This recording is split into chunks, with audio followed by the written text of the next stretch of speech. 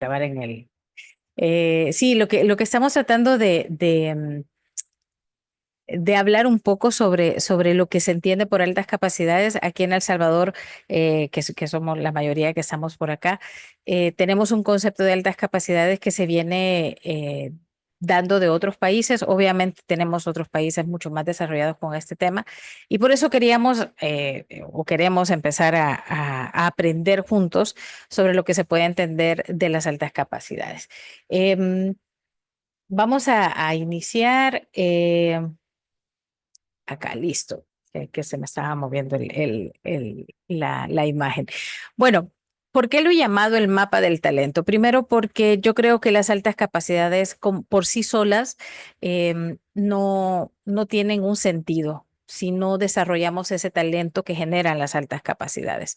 Por eso es que cuando nosotros hablamos del desarrollo, del potencial, de fortalecer, enriquecer todo esto que llamamos talento, se tienen que precisamente identificar esas capacidades que tienen los niños, los estudiantes, y que no necesariamente, debo decirlo, porque me tocó quizás quitarme uno de esos mitos, hoy vamos a hablar también de esos mitos, las altas capacidades se dan nada más en los niños para poderlos potenciar.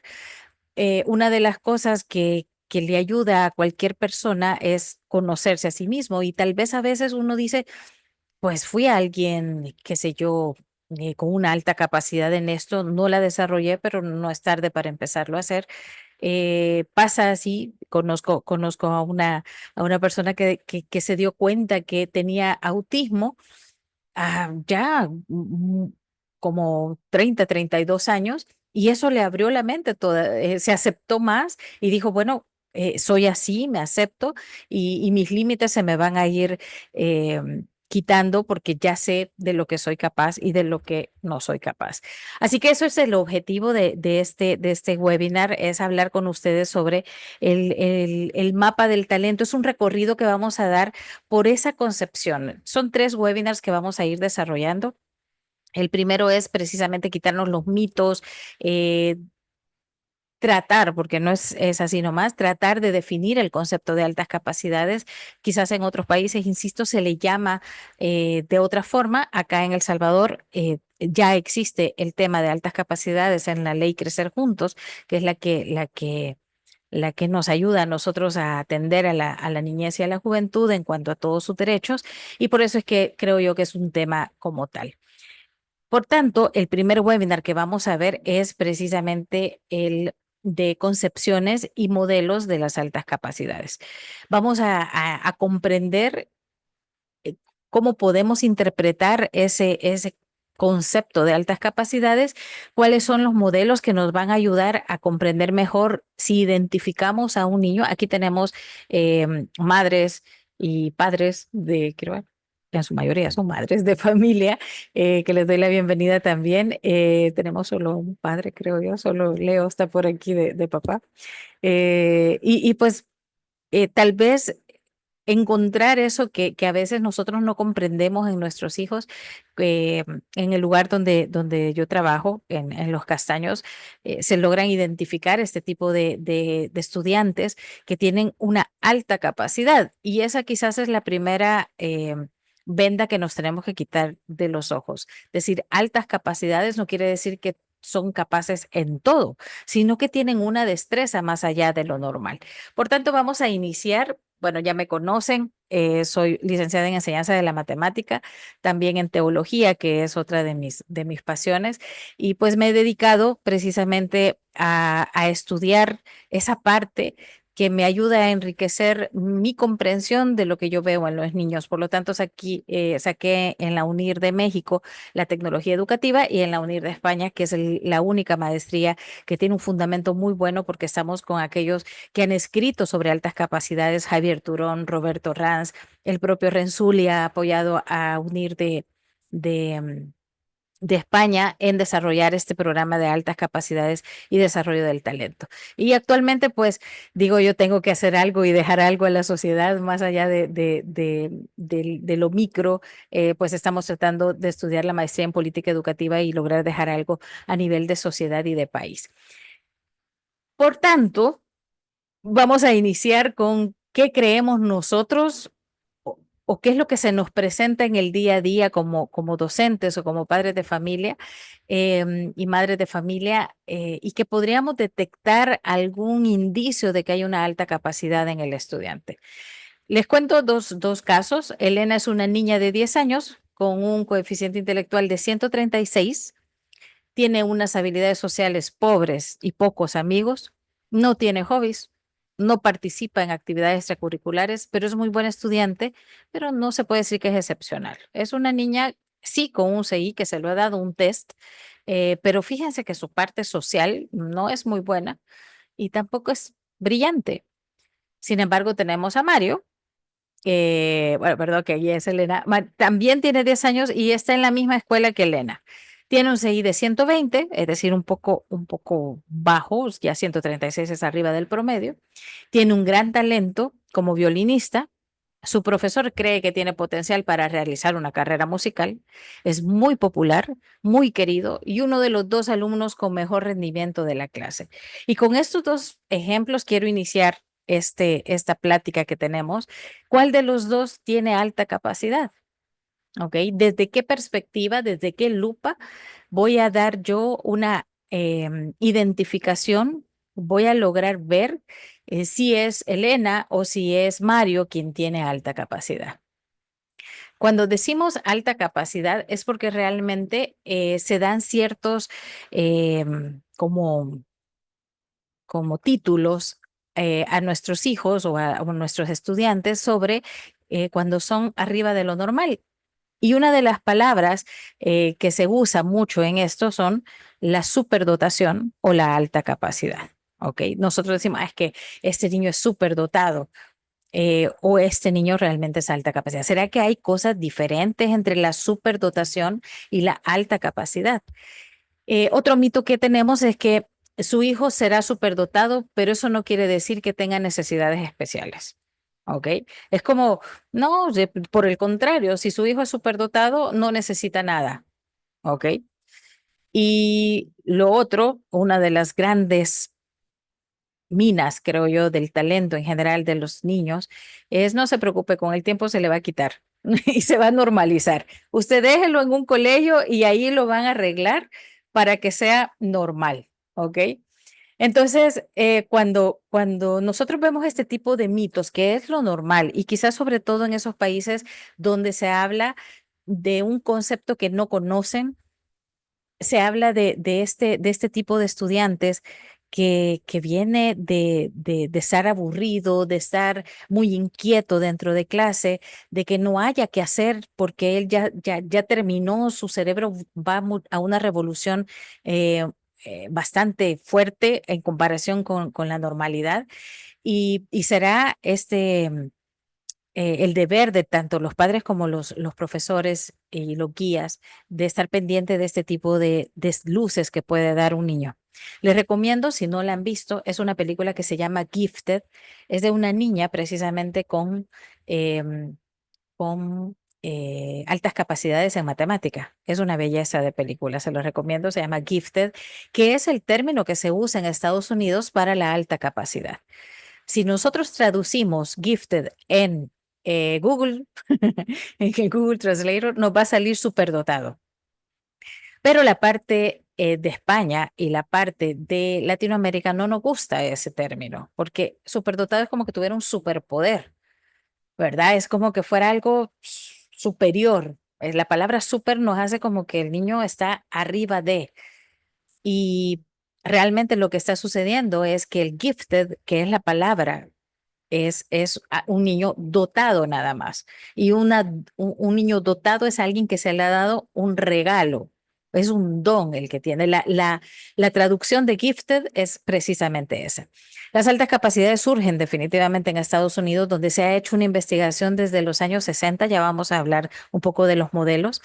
Y viene desde entonces, y aquí en Latinoamérica apenas empieza, puedo decir que quizás Chile es quien está más desarrollado con las altas capacidades y que a nivel de Latinoamérica, es decir, o Hispanoamérica, lo vamos a decir, incluyendo España, es el que va siguiendo muy bien los pasos de desarrollar toda esta parte. Sin embargo, China, India, también empieza a ver que se les tiene que dar precisamente em, una atención especializada a este tipo de niños que son con altas capacidades. ¿Se va a normalizar un niño? Sí. ¿El niño que tiene altas capacidades se puede normalizar? Sí, porque vamos a ver en lo que cuando hablamos de ya los modelos, es que si un niño no se le potencia su talento, se pierde. ¿Ok? Un niño que no desarrolla sus talentos simplemente no lo va a ocupar y por lo tanto se va a perder y va a caer en el cajón de la normalización dentro de la escuela. Otros mitos clásicos es que la alta capacidad es enteramente innata. Eso se trae, dicen. Eso te lo dio tu papá o tu mamá. Y es posible que sí tenga algo que ver con genética, pero para desarrollar la alta capacidad es un proceso. No necesariamente es porque yo nací con esto, me voy a desarrollar de esa forma durante todo mi vida con esta alta capacidad. Los niños muy capaces lo son en todas las áreas. Otro gran mito, ¿ok? No quiere decir, yo conozco estudiantes con una alta capacidad en matemática y tienen una alta capacidad en música, pero porque está muy relacionado la matemática con la música. Tengo otros niños que son con altas capacidades de la parte humanística, donde las matemáticas ni por cerca, pero eso no quiere decir que no tenga altas capacidades. Tenemos esa idea errónea de que un niño tiene altas capacidades simplemente porque lo es en todo, es un genio y eso tampoco es así. Los niños con alta capacidad alcanzan su pleno desarrollo por sí solo. Esto es otro mito. Déjalo, él solito lo va a ir desarrollando. Si no hay el acompañamiento y un buen desarrollo de ese potencial, insisto, se va a perder. El libro de Javier Turón precisamente habla sobre eso. Talento que no se cultiva se pierde y es una realidad dentro de las escuelas de toda Latinoamérica. Es un error crear programas especiales para ellos porque se impide su desarrollo normal. Es que el desarrollo de estos niños no es normal, ¿ok? Tienen un desarrollo que necesita un andamiaje para poder sacar lo máximo de ellos porque hay muchas cosas que ellos perciben de una forma diferente a la que la mayoría de sus compañeros lo perciben. Hay niños que tienen altas capacidades y no son sociales, como lo presentaba el primer caso. No necesariamente porque tienen altas capacidades, serán unos niños desarrollados totalmente. Hay otros que sí.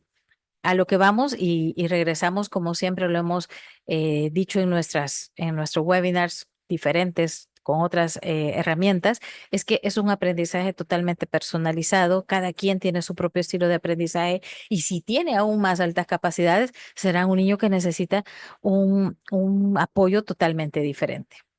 Y quizás una de las cuales se agarran más los pedagogos es que dicen que la atención diferenciada a estos niños atenta contra el principio de igualdad de oportunidades. Eso es una de lo que yo he escuchado, sobre todo acá en el país, donde dice, es que no crees que no estamos siendo inclusivos si solo a ellos se les da una atención diferenciada. Y yo digo lo anterior. Acá en El Salvador tenemos un modelo para la discapacidad, pero no tenemos un modelo para la alta capacidad.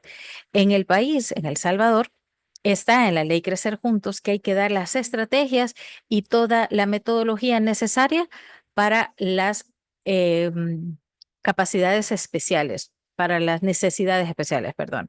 Y dice discapacidades y altas capacidades. Pero aquí en el país, por ejemplo, no hay un desarrollo en el currículo para altas capacidades. Por lo tanto, si no lo estamos desarrollando, si no se le dan unas oportunidades para desarrollarlo, también habría que ver dónde está la igualdad en estos programas. ¿Por qué he hablado de esto? Porque muchas personas son un poquito como, eso no existe, las altas capacidades no existen. Y voy a confesarme, yo también quizás en algún momento lo pensé. No, no son altas capacidades, son niños simplemente es que que comen mejor, que tienen más atención de sus padres, que viven en un contexto diferente. Y claro que sí, que los factores del contexto le afectan, pero también he visto niños con altas capacidades en situaciones totalmente opuestas a lo que podría ser lo que entendemos como el mejor contexto para desarrollarse. Así que todo esto lo he querido explicar antes para que comprendamos un poquito de dónde parte la definición, pero no me gusta llamarla así porque es algo que se está cada vez evolucionando el concepto de altas capacidades, y por eso incluso puse el desarrollo del talento, porque mi idea no es centrarme en las altas capacidades, sino en cómo desarrollar esos talentos que tienen los niños. Las concepciones están bajo una lupa que es precisamente los modelos, es decir, que depende del modelo con el cual yo voy a desarrollar el talento de un niño con altas capacidades, así será el concepto que voy a tener eh, de este fenómeno que se da en la educación. Un modelo, pues es un marco estructurado que nos va a decir por dónde tenemos que ir en la enseñanza-aprendizaje y que nos va a definir cómo enseñarle y cómo esta persona tiene que aprender, cómo la vamos a evaluar y todo lo que va alrededor del proceso educativo. Dependiendo de este modelo, es que nosotros vamos a tener un concepto de altas capacidades. Hay diferentes tipos de modelo. Para altas capacidades tenemos el modelo de dominio general, el modelo de dominio específico, los modelos sistémicos y los modelos basados en el desarrollo. Hoy quiero hablar un poco sobre los primeros tres, y el de desarrollo lo vamos a dejar sí para un solo webinar porque es quizás el de los más completos y uno de los sistémicos también lo hace. Pero quiero dar como ese arranque de la idea de altas capacidades sobre lo que fue hace algún tiempo, porque los modelos han ido evolucionando y se van a dar cuenta que existe mucho de aquellos modelos de 1960 todavía en nuestro diario vivir, que pensamos que un niño o una niña es genio por desarrollar o por tener un IQ muy elevado. El primero, como les decía, es el de dominio general, ¿ok? Este se da, fíjense, ¿entre qué años? 1869 y 1916. Y miren en las palabras que caracterizaban precisamente a los genios, a los niños, que era genios, era un niño talentoso y era un niño superdotado. Esas palabras son las que se usaban en aquellos tiempos. ¿Y qué es lo que podía decidir si un niño era genio o no? Pues era el coeficiente intelectual, ¿ok? 135, pues moderadamente dotado. 150, excepcionalmente dotado, y 180, ya algo fuera de este mundo, profundamente dotado. Si este niño cumplía con esto, entonces, según el modelo de dominio general, pues este niño era tratado de manera diferente, este niño era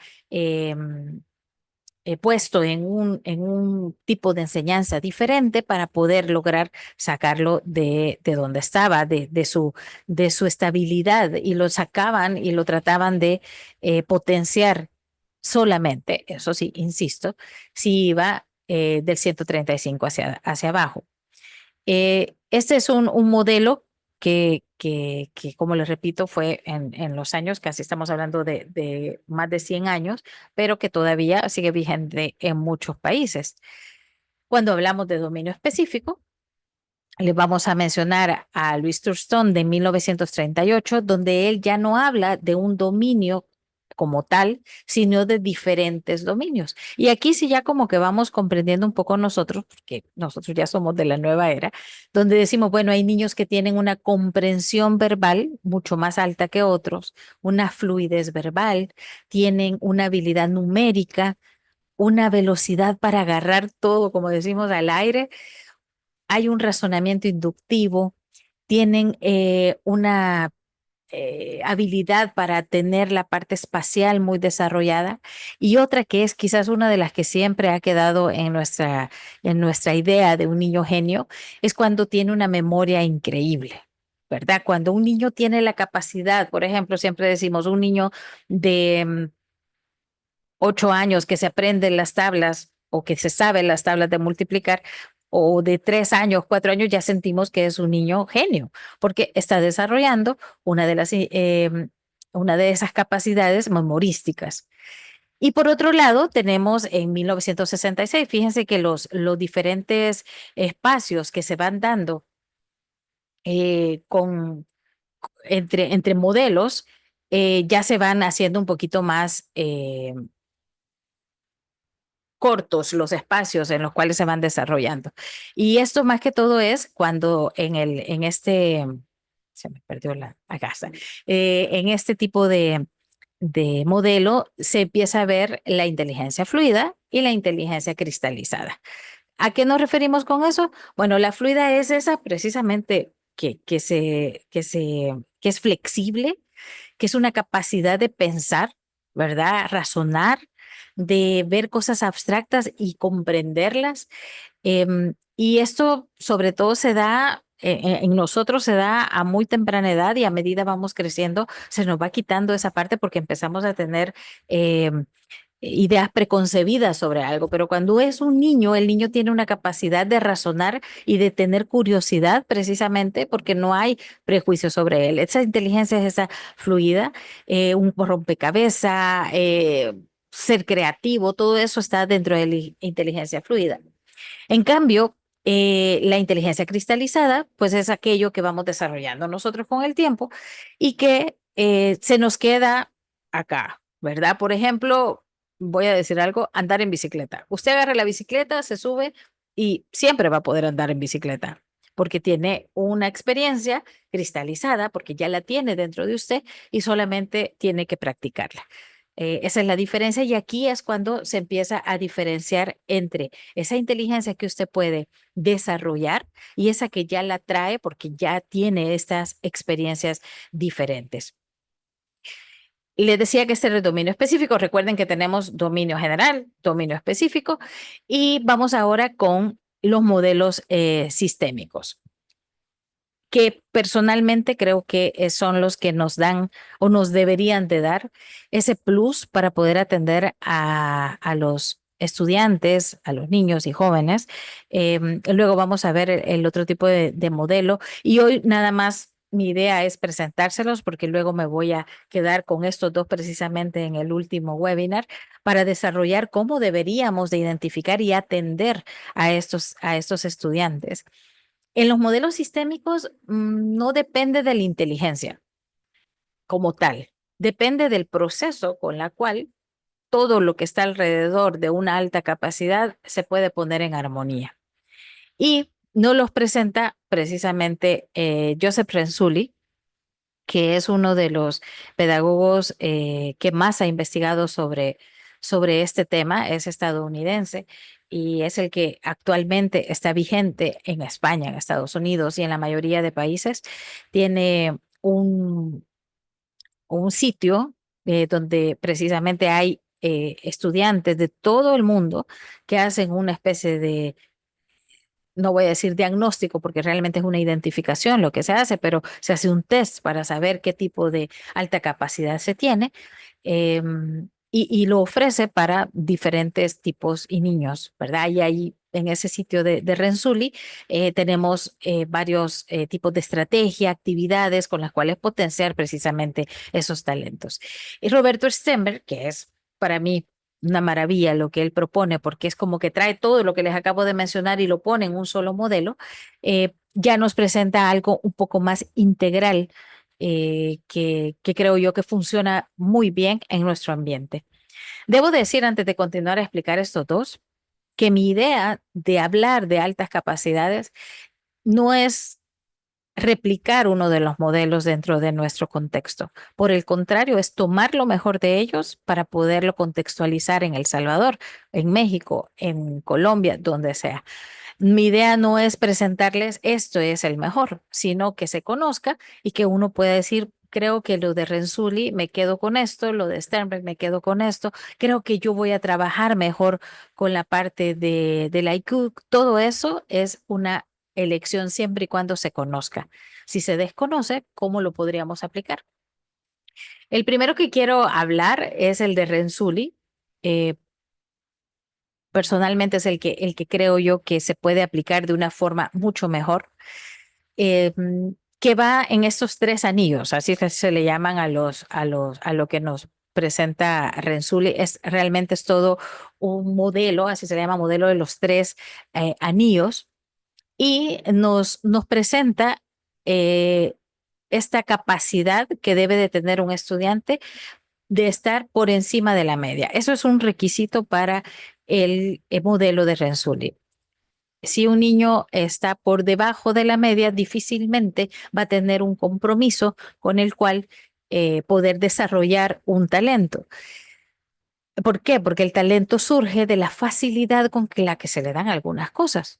Entonces, por ejemplo, y hay un video que anda en TikTok y en todos lados donde dice, mi hijo le dice, un amigo a otro, creo, y le dice, mi hijo salió muy mal en matemática, pero le va muy bien en literatura. Y entonces dice el papá, le voy a poner un tutor de refuerzo para matemática. Y el amigo le dice, que creo que es profesor, le dice, no, ponle un tutor para literatura y desarrollale ese talento que tiene. Ya matemática le dice, pues con que sepa lo básico. Y pues eso es lo que tenemos que identificar, esa capacidad que tiene por encima de él mismo, de sus propias capacidades, tiene algo que está sobresaliendo y con respecto también a todos sus compañeros. Tiene que tener creatividad. ¿Y por qué tiene que tener creatividad? Porque de lo contrario, no sabrá cómo ocupar ese talento. Renzulli dice que un talento sin instrumentos, sin herramientas, no es nada. Entonces, el estudiante tiene que tener esa habilidad. Les mencionaba un estudiante que tiene altas capacidades en matemática y que también es músico. El lugar de ese músico, eso es la creatividad, haciendo belleza la matemática, porque hay patrones, porque hay un desarrollo de esa parte lógica, intuitiva que también la matemática promueve. Pero nada sería bueno en esto de Renzulli si no hay un compromiso por parte del estudiante. Si a usted le regalan algo, usted tiene que saber qué hacer con ese regalo. Y si no lo va a poner al servicio, yo siempre le añado eso. Si es un compromiso, es decir, yo me voy a comprometer a ser el mejor en lo que estoy haciendo, pero yo le añado, por eso le digo que esto es como muy de adecuarlo a nuestro contexto, que ese compromiso tiene que ser con la sociedad, que si yo tengo un talento y tengo creatividad, lo voy a poner al servicio de los demás. Y el compromiso es eso, es un compromiso conmigo mismo, pero yo le añado que tiene que ser con respecto a los demás. Sí, definitivamente hay una capacidad que se debe desarrollar. Sí, los estudiantes con esa capacidad encima de la media andarán por el 15% a nivel mundial, eso es lo que se dice, y solo el 3% anda como un niño superdotado. Así lo dicen. Em, pero ese 15, del 3% al 15% hay muchos niños que no se pueden decir que no tienen altas capacidades solo porque no tienen el IQ suficiente para hacerlo. Dentro de ese mar de niños o estudiantes que están entre el 3 y el 15%, definitivamente hay muchos niños que pueden desarrollar altas capacidades y que si logran desarrollar sus talentos, podrán ser eh, y dar a la sociedad algo mucho mayor que si simplemente nos quedamos con que yo soy el más inteligente, yo soy el mejor. Hablando de Sternberg, que es el modelo WICS. El modelo WICS viene como es en Estados Unidos, viene de wisdom, que de sabiduría, y viene de inteligencia y viene también de creatividad.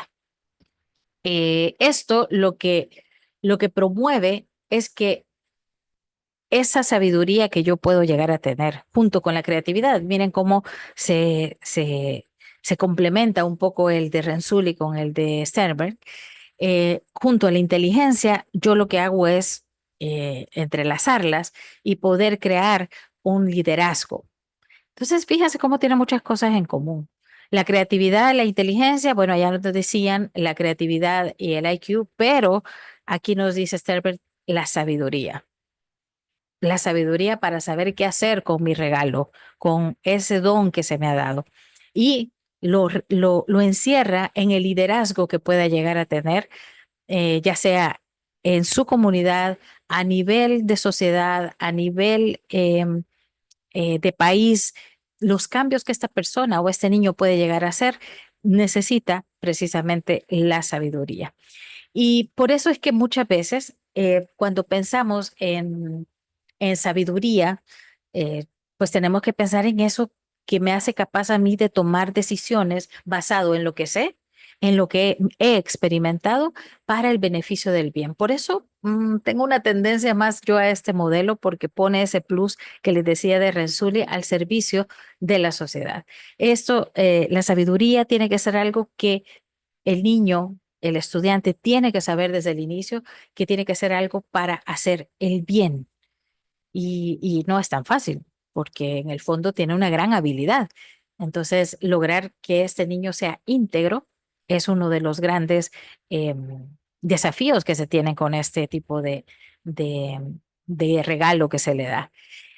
En cuanto a la inteligencia, pues cualquier de las inteligencias que hemos hablado anteriormente, ya sea la inteligencia fluida o la inteligencia cristalizada, la inteligencia analítica, la creativa, la práctica, la que sea, la que nosotros querramos ver, eh, del tipo, de todas los tipos de inteligencia que hemos aprendido durante toda nuestra vida, pues una de esas la tenemos que precisamente desarrollar.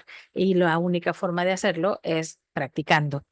Y la creatividad, como le decía, pues, ¿qué hago yo con esto? Crear algo nuevo. La creatividad es para crear cosas nuevas, no para el repetir. Y en nuestro contexto que estamos en la sociedad de mucha tecnología, de inteligencia artificial y todo esto, yo siempre he dicho que la creatividad será lo que va a salvar los trabajos, los oficios, la parte laboral. Porque si usted solo repite, eso lo puede hacer una máquina, pero si usted crea desde cero, simplemente tendrá un mayor eh, abanico de posibilidades para poder desenvolverse en la sociedad. Y como les digo, todo esto tiene que integrar a la sabiduría, a la inteligencia, a la creatividad, para precisamente no tenerlas dispersas estas tres cosas, sino que unificarlas para poder ir haciendo lo que lo convierta en un verdadero líder. También está el modelo tripartito, que también es otro de los modelos sistémicos, y este es muy, muy interesante porque también hace que sea todo lo que hemos visto hasta ahora, lo logra ver con diferentes lentes. El primero es la alta inteligencia, o sea, el IQ, o precisamente el alto rendimiento, yo soy capaz, yo lo puedo hacer y tengo un compromiso con esto. Y el otro, pues precisamente el potencial, que este modelo es el que vamos a desarrollar en el próximo em, webinar porque es el que me da el plus. Hasta ahora todos han hablado de cómo identificar, pero el modelo tripartito me dice, ok, tienes alto rendimiento, tienes alta inteligencia, pues veamos cómo podemos desarrollar ese potencial para poder rendir de forma excelente no solamente estoy hablando de estudios, sino en general. Las altas capacidades no solamente estamos hablando de la parte intelectual o la parte académica, sino como un todo, sobre todo valga la redundancia, que ante los desafíos que se dan dentro de las escuelas, que normalizan, como decíamos, la enseñanza, es un desafío realmente tener altas capacidades y lograr desafiar ese cuadrado en el que estamos para hacerlo un poco más flexibles. No sé si tienen algo, alguna pregunta de lo que he mencionado.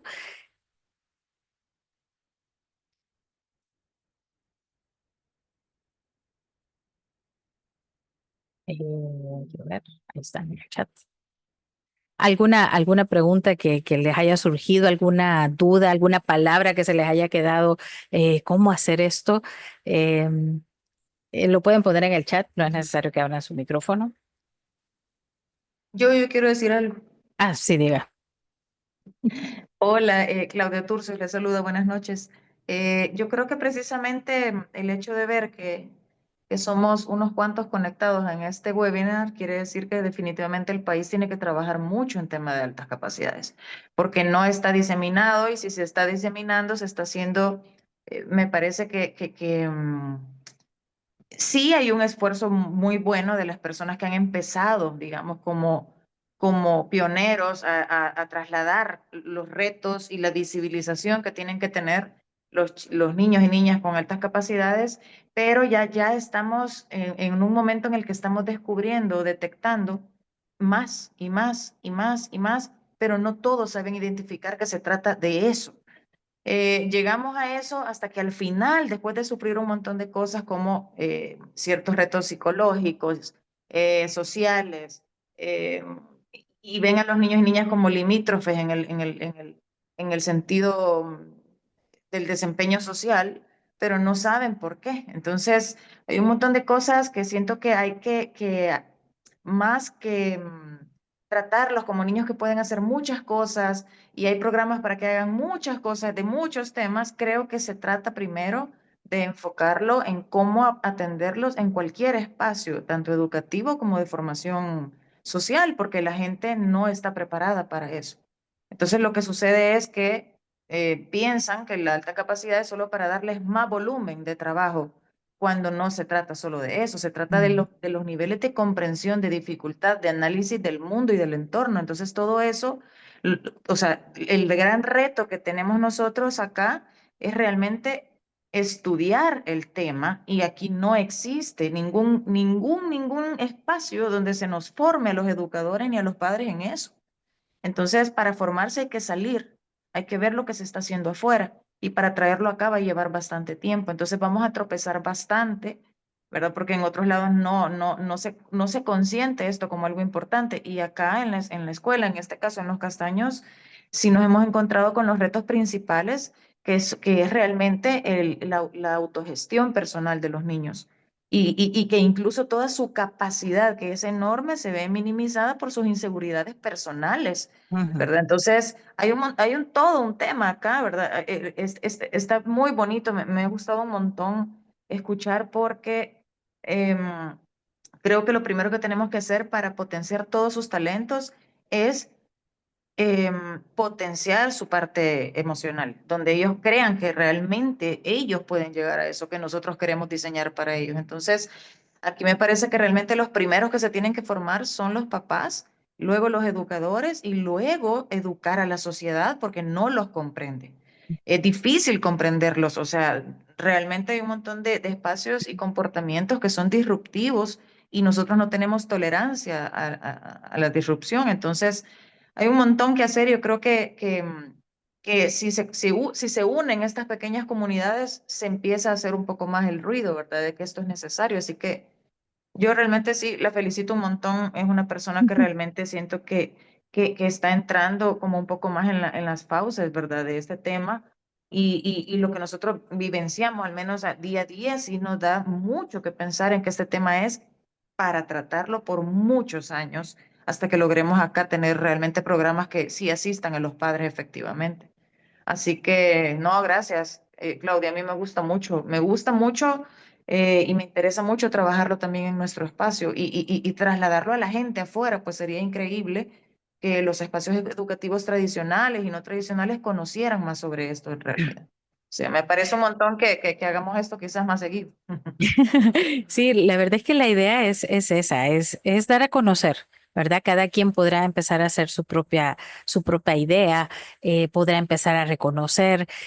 Yo, quizás una de las formas que a mí me tocó darme cuenta que existía es transportándome a mi época de estudiante y ver que habían niños que no eran comprendidos, que eran callados, que eran eso, pero que eran muy inteligentes. Entonces uno dice, "Mm, posiblemente por ahí va, cosas que anteriormente no se discutían.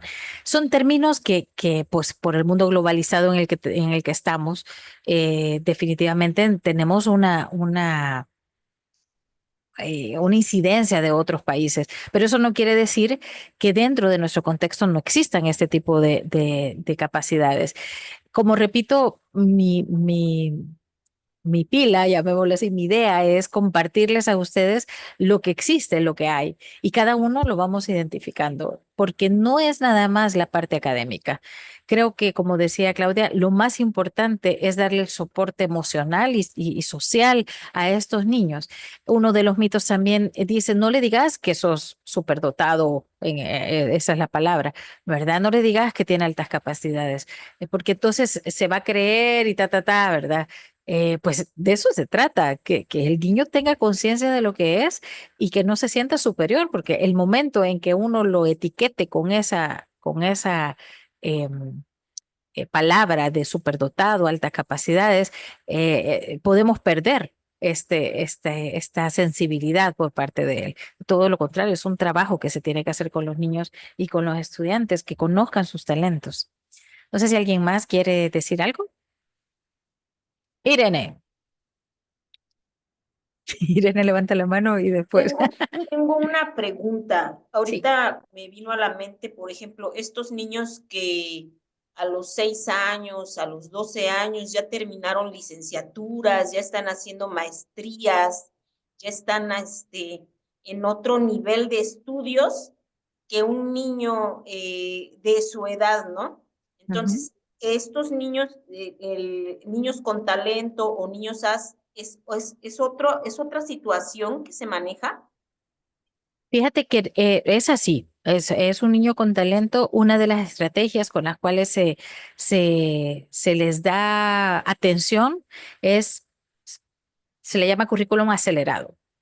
Es decir, si tu niño está en tercer grado, pero tú ya le puedes desarrollar el currículo hasta sexto grado, estás acelerando su proceso. Pero como repito, un niño de 6 años, y por eso les recomiendo, gracias a Leo por ponernos ahí la imagen de la película, véanla, porque Ya la precisamente vi, a esa niña sí le está bien aceleran. preciosa, sí. Sí, a esa niña le aceleran y está con profesores de universidad, con cosas matemáticas, pero ella lo logra hacer. Mientras tú no estés forzando el aprendizaje, que sino que se va desarrollando, entonces tú estás haciendo bien tu trabajo como docente o como papá. Si tú empiezas a forzarlo y a quitarle el ambiente de ser niño, entonces sí, creo yo que ya estás convirtiéndote un poquito en quitarle su naturaleza, ¿verdad? Pero creo yo que sí, que todos estos niños que logran desarrollar esos talentos de forma acelerada son altas capacidades. Si dentro del espectro autista tenemos un abanico de esta parte, lo mismo es en altas capacidades, ¿verdad? No podemos tratar a cada niño, lo único que sabemos es que tienen una capacidad diferente. Gracias. Gracias a ti, Irene. ¿Alguien más?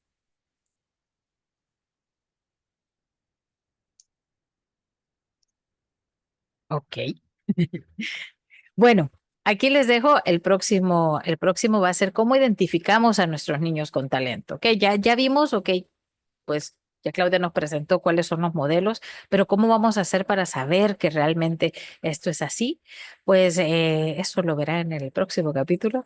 El próximo webinar vamos a hablar un poquito sobre la identificación y el desarrollo también del talento, ¿ok? ¿Bajo qué modelo? Pues vamos a presentar los modelos que se enfocan en el desarrollo y no solo en la identificación, ¿ok? Así que eso va a ser dentro de 15 días. Yo les mando también a ustedes, obviamente, por medio de correo la invitación y estén pendientes iguales de los diferentes canales en los cuales vieron la invitación. Eh, Alguien me dijo, ¿y por qué no lo pasas a la otra semana? Y dije, no, pues somos pocos y los que estamos somos los interesados. Así que esperamos que nosotros también seamos agentes de transmitir esto que estamos aprendiendo dentro de nuestro contexto y poco a poco vamos a ir alfabetizando sobre altas capacidades a las personas que están a nuestro alrededor. Así que muchas gracias. Cualquier cosa, pues ya saben dónde encontrarme. Les agradezco mucho que se hayan conectado. Yo les envío, como les digo, las diapositivas y también les envío la grabación. Así que muchas gracias a todos por haber estado y compartido con nosotros. Cuídense mucho y pasen buenas noches. Buenas noches, Claudia. Buenas Gracias, noches, buenas Leo. noches. Buenas noches. Gracias. Buenas noches, gracias. Buenas noches, Gracias. Alejandro. Gracias. Cuídense mucho. Gracias a ustedes. Buenas noches, gracias. Buenas noches, Andrea.